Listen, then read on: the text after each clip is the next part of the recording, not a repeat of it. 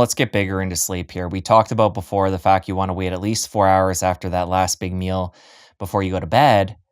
Since this is so important in one of the four pillars you just mentioned, let's talk about other things that you do specifically to make sure you're getting enough sleep and that the quality is as high as possible. Yeah, Jesse, wonderful question. One of the things I actually don't have here, but I've done some videos on it, is getting a light meter. Is that something that you guys have dove into before by chance? If you're talking about being aware of like blue light and making sure we're not exposed to screens and stuff before bed, we're big into that. I've never actually measured light in different rooms, but we've changed light bulbs. We've, put incandescent bulbs in certain rooms that we're in at night. And we can get into all the details, but I actually have certain red lights like beside the bed that I use and a red reading light that I use. So very aware, made a lot of changes, but haven't done the measurements. So I'd love to hear more about this. Sure. Yeah. No, that's great that the light hygiene, you're already on that, which is phenomenal. But I do suggest to clients, and this is only a $29 investment. And that's why I wanted to ask you if maybe you had one, because a lot of people are getting them now on Amazon. It's just a lux meter. So the way that you quantify light in terms of the light intensity the units are lux, capital L, capital U, capital X. It's a lux. And so when we think about sleep, we want to focus on daylight, and we want to focus on broad exposure to bright daylight. And so the amount of lux that you want during the day is north of 500. So in the room that I'm in right now, it's about 3 to 500. It's not much. So especially in the winter in northern parts of the country, I live in Seattle, you're in Ontario. So we don't get a lot of light. So we need to be intentional about daylight, because daylight helps to entrain that circadian clock system and then induce sleep later in the day. So very important to get a light meter so people know, like, oh my gosh, my room, my office where I spend most of my day is only 250 lux, which is nothing. You want it during the day to be in the thousands.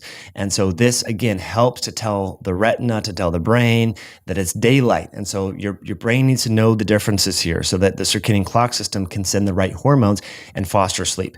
And then since we're on the topic of light, we'll keep going here. And then in the evening time, you want to minimize it during the 3 hours before bed to less than 50 lux. And this, I think, is quite interesting because a lot of people, we go for walks in our neighborhood and stuff in Seattle, Washington, and I see these people, they have these massive lights on, the TV's on. I haven't brought my light meter in there, but I'm guessing we're probably looking at 150, 120 lux, which is too much light intensity. That is telling the brain, this is still daytime. We do not yet need to release melatonin and all these different hormones that will foster good sleep. So again, the parameters here, as much daylight as you can. Go outside for that walk, move your office if you can, read a book, take your call with your earbuds, whatever, outside to get no sunglasses, bright intensity during the day. In the 3 hours before bed, less than 50 lux. And then in the 20 minutes before bed and during bedtime, you want less than 5 lux, which is, so this, I'm holding up a phone if you're just listening in iTunes. This is emitting about 8 lux. Even when I do the dimming thing and I have the color filters on, I know you probably already do that, Jesse. So it's still around 5 to 8 lux, which is too much intense light. So putting the phone to bed. I know Ariana Huffington has talked about this because we're addicted to these things. These are dopamine. This is like heroin, basically, right? It's just constantly stimulating dopamine and so forth. So we need to have good phone hygiene, putting the phones to bed. And as you had already alluded to, good light hygiene, changing the bulbs, getting the compact fluorescents out, invest in the meter. There is a paid app in the App Store. It's a light meter, so you can pay for that too if you don't want to go buy one on Amazon. But I think it's just a helpful tool. So people start to, once you realize like, oh my gosh, my Mac that I like to, read stuff and do these random Google searches at 10 o'clock. Once you realize that it's like hitting 30 lux, you're like, dude, I'm going to stop that habit, right? It's a nice way to reinforce that. But so lights, I think one of the most important things, and exercise. When you exercise, you create more sleep pressure, and that's going to help you to fall asleep and stay asleep, which I think is fantastic. Cutting off caffeine before noon, in your time zone, I think some people are really sensitive to caffeine. I'm not, but back in 2008 or whatever, I would have a cup of coffee at 4 or 5. And I didn't know why I couldn't fall asleep. So then you start to drink alcohol to help fall asleep, and then alcohol screws up. So it's this vicious cycle. So I think a lot of people need to be more mindful of their caffeine consumption. And then another thing that I think is very simple, and I believe we've talked about this before, but how you breathe when you're sleeping actually affects the quality of the sleep. And a lot of us, if we think about, we've heard of sleep apnea, right? So sleep apnea is a spectrum. You have normal sleep breathing, and then you have sleep apnea. A lot of us, are kind of right in the middle here, where we have what's known as sleep disordered breathing. So we don't yet quite have sleep apnea, but we're not properly nasal breathing when we sleep. And the challenge with that is it interrupts your sleep cycles within the brain, and kind of gets in the way of all of the necessary sleep stages that are important for detoxifying the lymphatic system and improving and consolidating memories and all these great things that are linked with sleep. So, mouth tape, I think, is a wonderful tool that many people can benefit from. I'm sure you've talked about it on the podcast before, but it's, I think, under-recognized, especially for peri and postmenopausal women and men that have some sort of benign prostate hypertrophy and are getting up to urinate. There's actually this interesting connection with sleep disordered breathing and vasopressin, which is involved in cellular hydration and urination. And so a lot of people that are in that category, perimenopause, postmenopause, and have a little prostate enlargement, they think, oh, it's just sort of natural, like, or just normal. It's common. Common is not necessarily always normal or healthy. It's common if you're in your 50s and you get up to urinate 3 times a night, but it's not optimal. And so, one thing that can be helpful is avoiding large volumes of water within the hour before bed, but also mouth taping. And the physiology with the mouth tape is such that it prevents your tongue from collapsing on your airway when or if you're mouth breathing. So by preventing mouth breathing, you're not getting those periodic apneas. And so you're properly oxygenating your blood. And every time you have apnea where your tongue falls back on your airway, it creates a little cortisol release. It induces free radical or oxidative stress, and it's hard on the heart and cardiovascular system, and then it certainly interrupts the stages of sleep. So very simple. I've bought mouth tape in Canada many a times at Shoppers, at any drugstore, Walgreens, Rite Aid.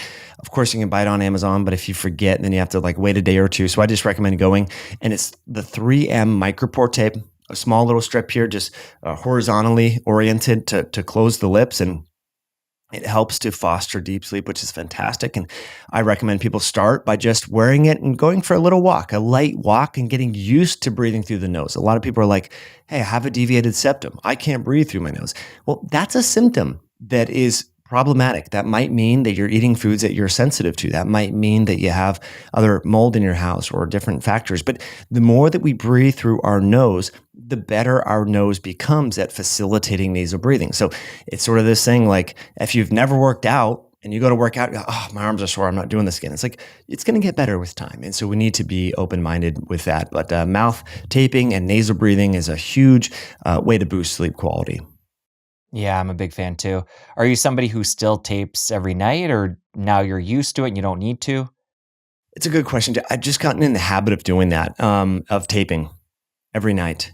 And so, yeah, people often ask that. They're like, well, I've been doing this for a long time. How long do I need to do it? And sort of the way that I think about this, and maybe this is not the right way to think about it, but for 33 years, I was a mouth breather. So to think that over the last 7, I've been doing it, it's like, well, I might need to do this for a little bit longer and for me to stop. And then the other thing is, it doesn't cost much money. The mouth tape is really cheap. But I do wonder, and I'm sure you've wondered this, like, what is that adhesive chemical that I'm putting on my lips? We know the skin is a sort of absorbable organ. Is there any long-term consequences with that? And I kind of weigh the pros and cons and think, well, God, I think better sleep is linked with all these benefits. I'll take the gamble of whatever sort of stickiness or chemicals are on the adhesive aspect. And there's no residual things that I notice on the lips in the morning, so I'm not too terribly worried about that. But who knows? It's probably plastic, or I don't know what adhesive is made of. But yeah, so I still do it, to answer your question. But it'd be nice if there was. I hear there's like this head strap kind of thing that you can wear and this and that. But yeah, what I notice, Jesse, is when I don't do it, my dream recall is not as good. So that suggests to me that even though I've been mouth taping for like 6 years now, that I still have periodic times when I will mouth breathe, and I wake up and I'm like, gosh, I don't remember my dreams like I normally vividly do. And objectively, I know you're a fan of the Aura Ring. What do you notice differently when you're mouth taping versus not? Great question. Usually the REM sleep is better. I found that with the Oura Ring, I think their systems are great and everything, but my like if sometimes if I get more deep, then the REM gets compromised. Like it's never one or the other, both increase, relative. It's like they kind of go back and forth. But I notice my REM is better. And so I don't know what that means, but generally feel more refreshed and so forth. Again, when mouth taping and doing all the things right. But yeah, it's mostly the REM that I've noticed that increases. Interesting. It's one of those things where I've fallen in and out of the habit over the years, and now I'm inspired to pick it back up again. Nice. Yeah, it's a good one. Earlier, you talked about the light, and I love that you took it from both angles. Right away, my mind went to how do we mitigate blue light and make sure we're not on the devices at night before bed. But you also talked about during the day and having a meter and measuring that and making sure we're getting enough during the day, which isn't something I give a lot of thought to. And here in Ontario, you mentioned I'm in Ontario. I try and work outside on the back porch and get a lot of natural light during the warmer months, but that's very limited, the number of, warm months we have here per year. So what I'm getting at is for somebody like us who is further north and say we get the meter and we realize in our office we're not getting enough light throughout the day, is there a synthetic light, something that you've purchased that you put in the office to boost that? Or how can we boost that if we're in a setting where we just can't, get that light from a natural source? Oh, it's a beautiful question. Well, here's the what's great about that is even though it can be overcast outside, we still that is still like 1200, 1400 lux, right? So a bright sunny day in July in Ontario is going to be 2500, maybe even, up to 3500 lux. But a cloudy winter day is still going to give you far more light intensity than what you would get in your office, even if you have good light. So that's, I think, the important thing to understand is we still need to get outside in the winter. And even if it is, I know it can be windy and cold. I've been in Toronto where it's like howling winds off the lake there. It's freezing, right? But we still need to, there's benefits to that, right? We can get into brown fat and cold exposure and all that, right? But the light intensity and just being outside, I think that's the important thing is we're the only animal that habitually spends more time inside than out, right? Even chickens that are broody, that are sitting on eggs and so forth, they still go outside to feed and get sunlight. Right? We're the only creatures that spend all this time inside. And to think that our skin and our eyes that there's no benefits to just being outside. I was actually just reading a paper right here titled Food-Seeking Behavior is Triggered by Skin Ultraviolet Exposure in Males. And there's much research showing that the skin is actually an endocrine organ that is indeed photosensitive and depends upon UVB and exposure from the sun to induce all and changes. This study actually found more so in men than women that sun exposure, not even being naked, just wearing shorts and a t-shirt, changes ghrelin levels and influences appetite. So this is crazy. That they were able to figure out mechanistically that, and other studies have actually shown, this was a study in Israel, found that sun exposure, again, this is in the summer months in Israel, was able to significantly increase sex-related hormones that are involved in vitality and fertility, testosterone, DHA in men, and in women, progesterone and estrogen. Okay, this is, they again, stratified the groups. Some people stayed inside for 20 minutes and other people went outside and they measured post-exposure levels. And so the sun and the light is so important during both seasons. And again, that's why it's so important. Even if you live in Minnesota or northern parts of Canada, during the winter, if you can go out and do a little walk periodically, mid part of the day, around noon, it is going to help with sleep. It's going to help with all the other benefits that probably we don't even know about. There's, I guess in China, there's an issue with vision changes in young children.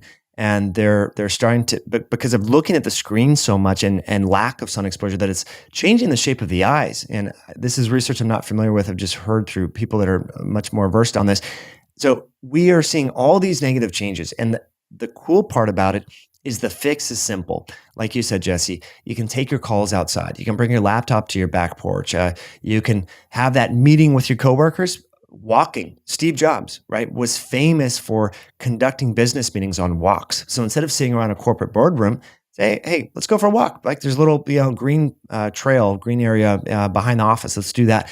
There's a lot of things that we can do. We just need to sort of be a little bit more intentional about how we approach and perceive light. And yeah, and then lastly, I'll just say, even studies have shown, and this is sort of getting off the topic of light, but it is related, so it's important to mention here.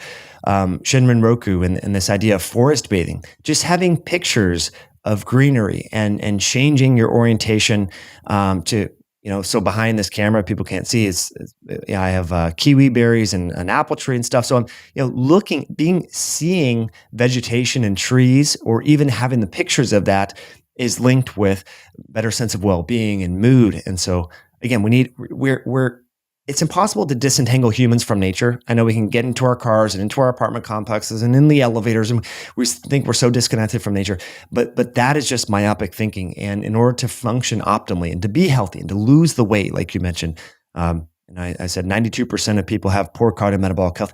We need to mesh our lives and integrate our lives with nature, and that includes sun exposure. That includes being outside, breathing fresh air, and seeing trees, and the whole thing.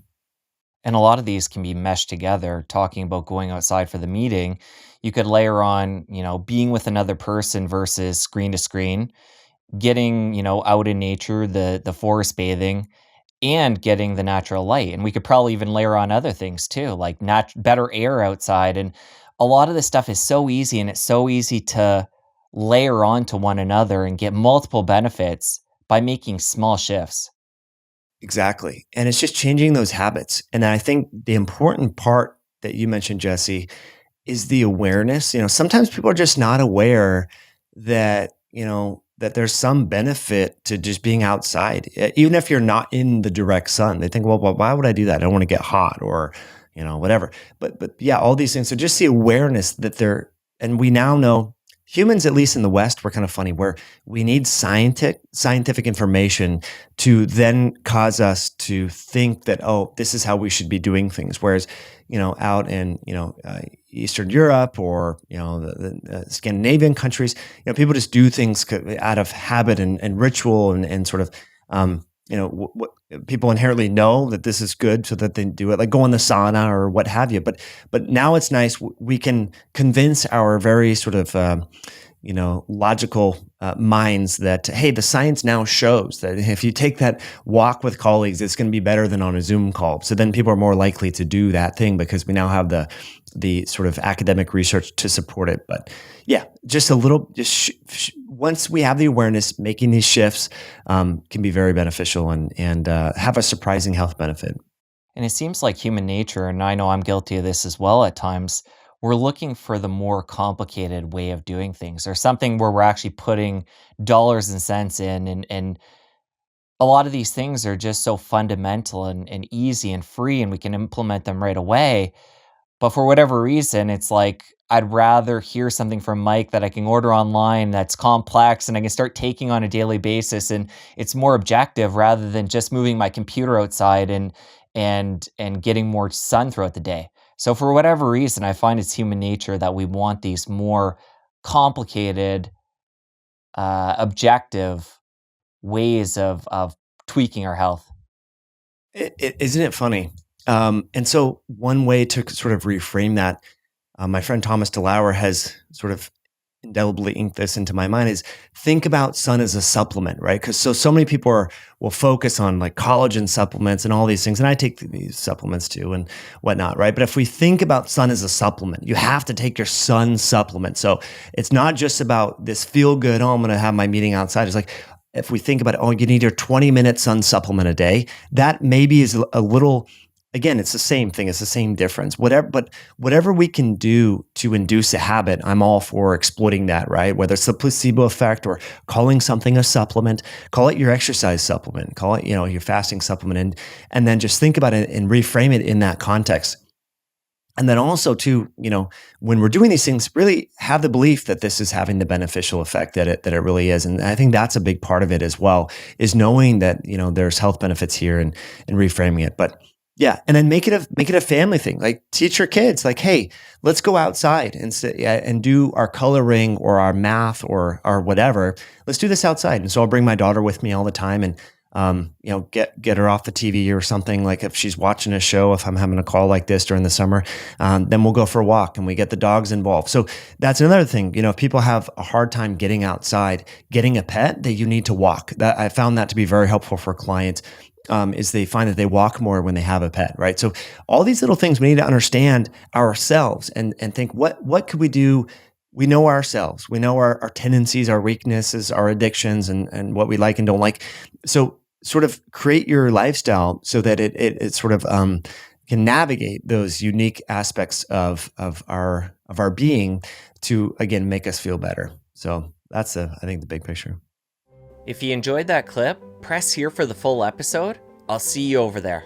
There was this perception on the internet for several years that you have to eat once a day. That's it. You have to fast for 22 hours or 23 hours a day to get the benefits. But that's really not what the human data suggests.